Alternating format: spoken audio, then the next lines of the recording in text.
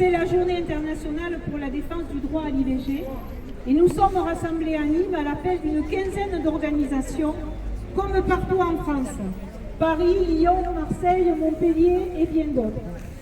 Nous sommes ensemble pour dire notre attachement à ce droit fondamental, notre vigilance, nos inquiétudes face aux menaces qui pèsent sur ce droit, avec l'arrivée au pouvoir de forces politiques conservatrices d'extrême droite qui veulent faire perdurer le contrôle patriarcal sur le corps des femmes. Cet été, les Américaines ont perdu la protection de ce droit.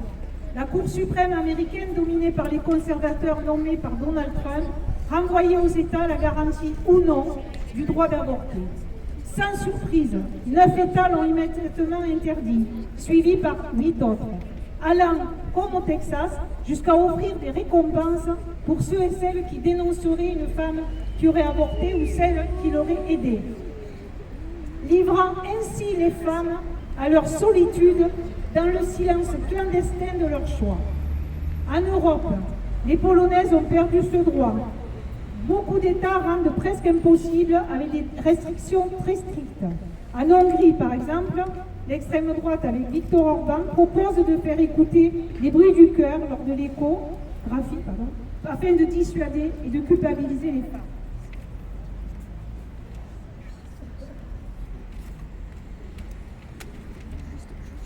L'élection de Giorgia Meloni en Italie fait peser aussi une réelle menace sur la loi qui pourtant existe dans ce pays puisqu'elle a été votée et il est légal l'avortement depuis 1978.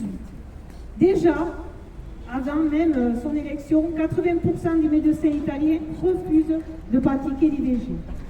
Avec sa politique nataliste dure et sa participation à une marche pour la vie il y a quelques années dont le slogan était « L'avortement est un meurtre », c'est un message clair qu'elle envoie à toutes les femmes en Italie et à toutes les femmes en Europe. N'oublions pas qu'en France, il y a des forces politiques, amis d'Orban, amis de Meloni, qui regardent avec espoir leur programme. Notre vigilance et nos engagements sont plus que jamais nécessaires.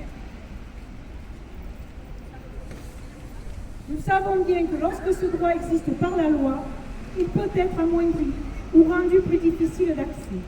En France, 130 centres d'IVG ont fermé ces dernières années avec les fermetures de nombreuses maternités où ils étaient hébergés. Il y a des manques de moyens humains et financiers, des manques de structuration, de structures et de professionnels qui pratiquent l'IVG, et ça génère des inégalités territoriales et sociales qui remettent en cause l'accès à ce droit fondamental. C'est pour ça que nous revendiquons des moyens humains et financiers pour une vraie égalité territoriale.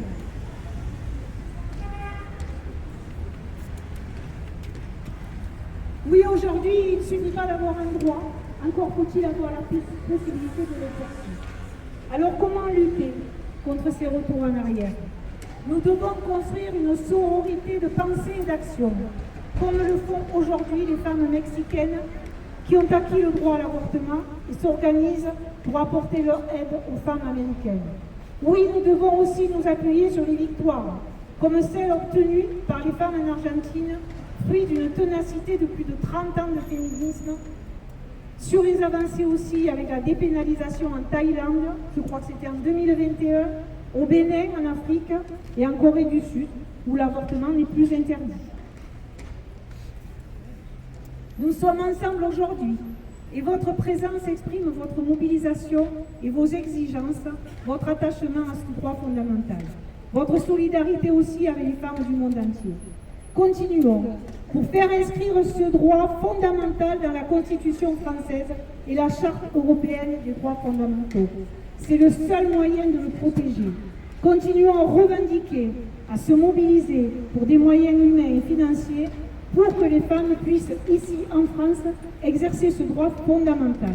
Je vous remercie.